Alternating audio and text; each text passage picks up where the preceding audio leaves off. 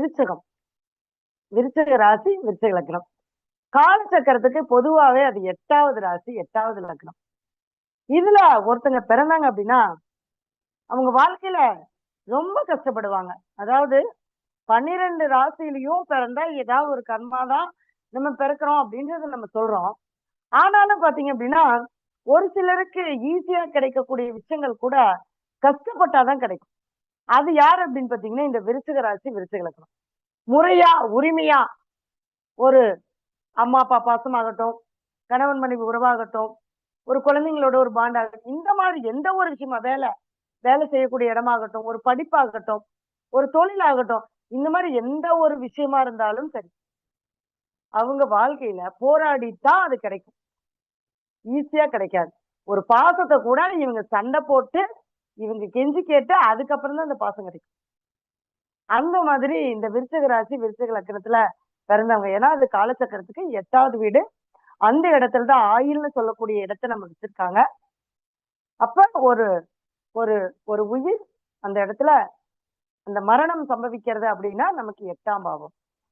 அதனாலதான் அந்த விருச்சிக ராசி, விருச்சிக லக்னத்துல பிறந்தவங்க பாத்தீங்கன்னா ஆயுள பத்தின பயம் எப்பவுமே ஒண்ணு மனசுக்குள்ள ஓடிக்கிட்டே இருக்கும்.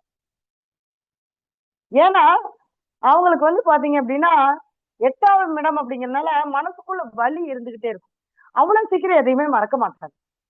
எதையும் சீக்கிரமா மறந்துட மாட்டாங்க. ஒரு 10 வருஷம் 15 வருஷத்துக்கு முன்னாடி நடந்த ஒரு நிகழ்வை கூட இவங்க அப்படியே மனசுல வச்சிருப்பாங்க. எதையுமே ஈஸியா மறந்துட மாட்டாங்க. அவங்க அன்னைக்கு அப்படி சொன்னாங்க, அன்னைக்கு அவங்க நம்மளை இப்படி கஷ்டப்படுத்துனாங்க, இதனால நம்மளுக்கு இப்படி ஒரு வலி இருக்கு அப்படிங்கறத அவங்க மனசுக்குள்ள வச்சிருப்பாங்க. அதுதான் இந்த விருச்சிக ராசி, விருச்சிக லக்னத்தினுடைய குணம். அந்த இடத்துல பாத்தீங்க அப்படின்னா சந்திரன் நீசமாயிரு. அப்ப சந்திரன் நீசமாகும் போது அந்த மனசுல ஒரு பயம் இருக்கும். செவ்வாய் ஆட்சிதான். ஒரு ஒரு என்ன சொல்றது, ஒரு அசாத்திய துணிச்சல் இருக்கும். ஒரு சில நேரங்கள்ல பாத்தீங்கன்னா இவங்கள மாதிரி தைரியமானவங்க யாருமே இல்லை அப்படின்ற மாதிரி இருப்பாங்க. ஆனா அந்த தைரியத்தை வர வைக்கிறதுக்கு இவங்களுடைய மனசு முதல்ல இடம் கொடுக்கணும். இவங்க எல்லாமே நெகட்டிவா தான் நினைப்பாங்க, தப்பு தப்பா. ஒரு விஷயம் நான் செய்யணும்னு ஆரம்பிச்சாலும் கூட முதல்ல இது நம்மளால முடியுமா, இது நம்ம செய்ய முடியுமா, இது நடக்குமா, அந்த நெகட்டிவான தாட்ஸ் தான் இவங்க அதிகமா போடுவாங்க. அப்ப அந்த நெகட்டிவான தாட்ஸ் அதிகமா போடும்போது என்ன ஆகும் அப்படின்னா அந்த மனம் அப்படின்னு சொல்லக்கூடிய சந்திரன் அந்த இடத்துல நீசமாகும் போது அவங்களுடைய மனசை விட்டுட்டாங்க அப்படின்னா அவங்களால ஜெயிக்க முடியாது. ஆனா 6ஆம் அதிபதி செவ்வாய் ஆட்சியா தான் இருக்காரு. இப்ப லக்னாதிபதியும் ஆட்சியா தான் அந்த இடத்துல இருக்கிற செவ்வாய் ஆட்சியா தான் இருக்காரு. எப்பவுமே ஒரு ராசியில அந்தந்த கிரகங்கள் வலுப்பெற்றுதான் இருக்கும். ஆனாலும் எந்த கிரகம் நீசமாகுதோ, எந்த கிரகம் பகையாகுதோ அதனுடைய தாக்கம் தான் அவங்க கிட்ட அதிகமா இருக்கும். எந்த கிரகம் இல்லையோ, எந்த கிரகத்தினுடைய நட்சத்திரம் நமக்கு கொடுக்கலையோ ஒரு ஜாதகத்துல அதனுடைய தேடல் தான் நமக்கு அதிகமாயிட்டே இருக்கும். அப்ப இவங்களுக்கு சந்திரன்னா என்னங்க, மனசு. சந்திரன்னா தாய். அப்ப தாயாருடைய அன்பை இவங்க எதிர்பார்த்துட்டே இருப்பாங்க. அது அவ்வளவு சீக்கிரம் அவங்களுக்கு கிடைக்காது. என்னதான் இவங்க ரொம்ப பாசமா இருந்தாலுமே கூட அவங்களுக்கு அந்த தாயுடைய அரவணைப்பு, அன்பு கிடைக்காது. அதே மாதிரி இந்த விருச்சிக லக்னத்துக்கு 9ஆம் இடம் சொல்லக்கூடிய சந்திரனுடைய வீடு பாதகஸ்தான். அப்ப 9ஆம் இடத்துல சந்திரன் வலுத்திருக்காரு. அப்பா இருக்கிற வரைக்கும் இவருக்கு பயங்கர சப்போர்ட்டா இருக்கு. ஆனா இவருடைய ஜாதகத்துல ஏதாவது ஒரு தசாபுத்திகள் சரியில்லை அப்படிங்கிறப்ப அப்பாவை இழந்ததுக்கு அப்புறம் தான் இவங்களுடைய வாழ்க்கை மிகப்பெரிய கஷ்டத்துக்கு. அப்பா இருந்தா அப்பாவுடைய சப்போர்ட், அவர் அப்பா திட்டிட்டு தான் இருப்பாரு. ஏன்னா பாதகம் இல்லையா, எந்த கிரகம் நமக்கு பாதகமா இருக்கோ அந்த கிரகத்தினுடைய உறவு அவ்வளவு சீக்கிரம் அந்த பாண்டிங்கா பாசமா எடுத்துக்க மாட்டாங்க. ஆனாலும் ஒரு பலம் இருக்கிற மாதிரி இருக்கும். ஆனா அந்த இடத்துல 9ஆம் இடம் அவுட் ஆயிடுச்சு அப்படின்னா அப்பாவை இழந்ததுக்கு அப்புறம் தன்னுடைய பலம் எல்லாமே குறைஞ்சு போச்சு, அப்படியே எல்லாமே டோட்டலா என்ன விட்டு போச்சு அப்படின்னு போறது என்னன்னா இந்த விருச்சிக ராசி, விருச்சிக லக்னம். அடுத்தது பாத்தீங்க அப்படின்னா இவங்க எப்பவுமே பார்ட்னர்ஷிப் போடக்கூடாது. 7ஆம் இடத்துல 7ஆம் அதிபதி சுக்கிரன் ஆட்சி பெற்றிருந்தாலும் 11ஆம் இடத்துல நீசமாயிடுறாரு. அப்ப 11ஆம் இடத்துல நீச்சம் ஆகும்போது எப்பவுமே இவங்களுக்குள்ள ஒரு திருப்தியான ஒரு மனநிலை முதல்ல இருக்காது. ஏன்னா அங்க சந்திரன் வந்து நீச்சமாகறதுனால சந்திரன் தான் மனசுக்கு காரகன். அங்க சுக்கிரனும் நமக்கு 11ஆம் இடத்துல போய் நீச்சமாகறதுனால என்னதான் மனைவி, வாழ்க்கை துணை சந்தோஷமா இருந்தாலுமே கூட அந்த பொண்ணு, அந்த பையன் நல்லவங்களா தான் இருப்பாங்க. மத்தவங்களுக்கு பார்க்கும்போது. பட் இவங்க கிட்ட அப்படின்னு வரும்போது, இவங்களுக்கு அந்த மனசுல ஒரு திருப்தி இல்லாத ஒரு நிலைய இவங்களுக்கு குடுக்கும். எதையுமே போதும், ஓகே அப்படிங்கிற அந்த மனநிலைக்கு இவங்க இருக்க மாட்டாங்க.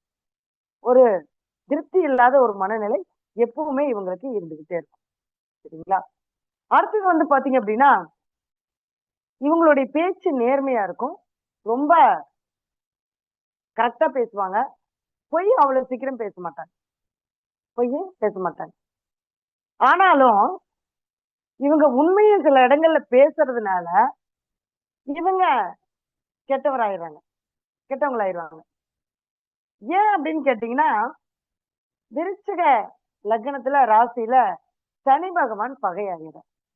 அப்ப சனி பகவான் யாரு அப்படின்னு பாத்தீங்கன்னா 3, 4 கூடையவர். 4ஆம் இடம் என்பது உண்மை.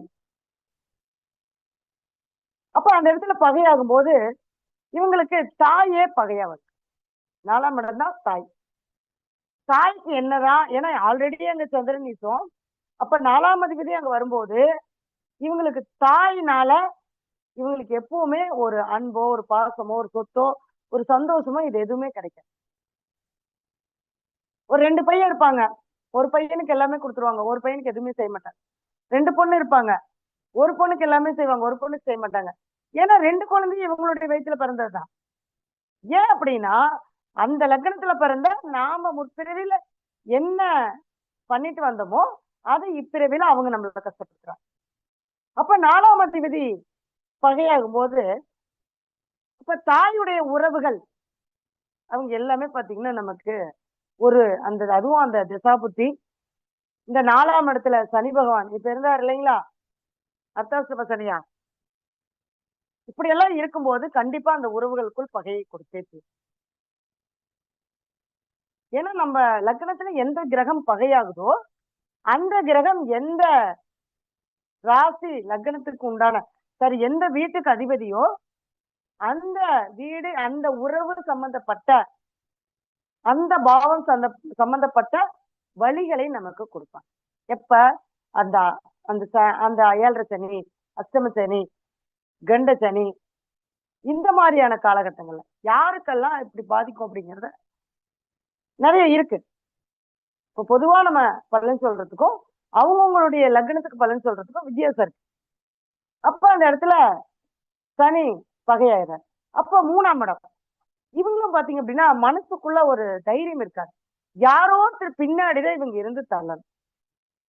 யாரோ ஒருத்தர் நீ பண்ணு, உன்னால முடியும், நீ செய்ய அப்படின்னு இவங்களை சொன்னா மட்டும்தான் இவங்களால அந்த வெற்றி அப்படிங்கறத அடைய முடியும். வேலைக்கு போவாங்க, நல்லா உழைப்பாங்க. ஆனா அந்த உழைப்புக்கு ஏத்த ஊதியம் அவங்களுக்கு கிடைக்காது. எல்லாரும் ஒரு 10 பேர் வேலை செஞ்சாங்க அப்படின்னா 9 பேத்துக்கு ஓனர் எல்லாமே செய்வார். இந்த 10வது இருக்கக்கூடிய இவருக்கு மட்டும் அவரு எப்ப பார்த்தாலும் அவர் திட்டிட்டே இருப்பார். நமக்கு வர வேண்டிய உழைப்புக்கான ஊதியம் கூட நமக்கு அந்த இடத்துல கிடைக்காது. இதுதான் இந்த விருச்சிக ராசி லக்னத்துல பிறந்தவங்க அததான் அவங்க அனுபவிக்கணும். அப்ப தாயினால நமக்கு கண்டிப்பா பிரச்சனை வரும். மனசு நம்மளுடைய மனசே நமக்கு பிரச்சனை ஆயிரும். நாம என்ன நம்ம முயற்சி பண்ணாலும் முயற்சிகள் அதிகப்படுத்தும் போது அந்த மனசுல வந்து ஒரு பயம் வந்ததுனால அந்த முயற்சி கூட நம்ம செய்ய முடியாம முடங்கி போயிடும். அப்ப இந்த விருச்சிக ராசி விருச்சிக லக்னக்காரங்க எதை பலப்படுத்தணும்னா மனசை பலப்படுத்தணும், சந்திரனை பலப்படுத்தணும். அப்ப உங்களுடைய அப்பா அப்பா இருந்தா அப்பாவுடைய எப்போ அப்பா கிட்ட ஆசீர்வாதம் வாங்கிட்டு போங்க. அப்பா இல்லைன்னா அப்பாவுடைய படத்து முன்னாடி டெய்லி ஆசீர்வாதம் வாங்கிட்டு போங்க. அதே மாதிரி அப்பா மாதிரி இருக்கக்கூடிய உறவுகளுக்குள் நீங்க ஏதாவது அவங்களுக்கு உங்களால முடிஞ்ச உதவிகளை செஞ்சுட்டு வாங்க. அதே மாதிரி பாத்தீங்க அப்படின்னா அந்த கோயில் வாசல்ல திருவோடு வச்சுட்டு இருப்பாங்க.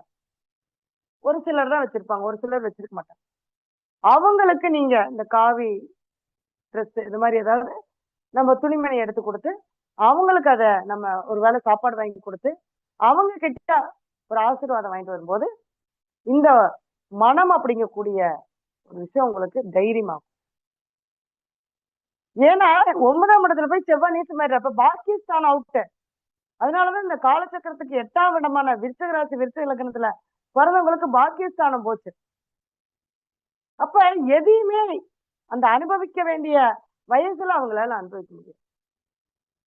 சொல்லுவாங்க இல்லையா, நம்ம புண்ணியம் பண்ணிட்டு வந்தோம், என்னுடைய அப்பா புண்ணியம் எனக்கு வேணும், என்னுடைய முன்னோர்களுடைய புண்ணியம் எனக்கு கிடைக்குமா அப்படிங்கறதெல்லாம் பாத்தீங்க அப்படின்னா, இவங்களுக்கு என்னதான் அவங்க புண்ணியமே பண்ணியிருந்தாலும் கூட இவங்க அதை அனுபவிக்க முடியும். அப்ப நான் செய்த புண்ணியத்தை கூட நான் அனுபவிக்க முடியாது. நான் சம்பாதிக்கிறேன், ஆனா என்னால அனுபவிக்க முடியல அப்படிங்கிற ஒரு நிலைதான் இந்த விருச்சக லக்ன ராசிக்காரர்களுக்கு இருக்கும். இவங்க வந்து பாத்தீங்க அப்படின்னா காஞ்சிபுரத்துல இருக்கக்கூடிய காமாட்சி அம்மனை வருஷத்துல ஒரு 2 முறையாவது வழிபாடு பண்ணிட்டு வரணும். உடல் ஊனமானவங்களுக்கு உங்களால முடிஞ்ச சனிக்கிழமை சாப்பாடும் தண்ணியும் வாங்கி கொடுத்துட்டு வாங்க. முடிஞ்சால் சனிக்கிழமை மட்டும் காலில் செருப்பு போடாம நீங்க போயிட்டு வரும்போது உங்களுக்கு அந்த சனி பகவானுடைய அந்த தாக்கமானது நமக்கு குறையும். நான் வந்து மேக்சிமம் பாத்தீங்க அப்படின்னா கோவில்ல விளக்கேத்துங்க, சாமி கும்பிடுங்க அப்படிங்கிறதுக்கு அப்பாற்பட்டு இந்த மாதிரியான சில விஷயங்கள் சொல்லும் போது உங்களுக்கு அது நடைமுறையில, ஏன்னா நம்மள நாமளே கஷ்டப்படுத்திக்கிறோம். இப்ப நம்மள நாமளே கஷ்டப்படுத்திக்கும் போது என்ன ஆகுங்க, அவருடைய தாக்கம் கொஞ்சம் குறையும். இல்லைன்னா அவர் கொடுத்தாருன்னா நிறைய கொடுப்பாரு. அதனாலதான் இந்த 7 சனி அஷ்டம சனி இந்த மாதிரி எல்லாம் வந்தா கஷ்டங்களை விரும்பி நம்மளே ஏத்துக்கணும். இல்ல அப்படின்னா அவர் கொஞ்சம் பெருசா கொடுத்துட்டு போயிடுவார். சரிங்களா? சரி, இப்ப இந்த விருச்சிக ராசி லக்னத்துல பிறந்தவங்க காஞ்சிபுரம் போயிட்டு வரணும். இந்த மாதிரி சில எளிய பரிகாரங்கள் நீங்க செஞ்சுட்டு வந்தா உங்களுடைய அந்த கர்ம வினையானது நீங்களே சரி பண்ணிக்க முடியும். சரிங்களா? அடுத்தது தனுசு.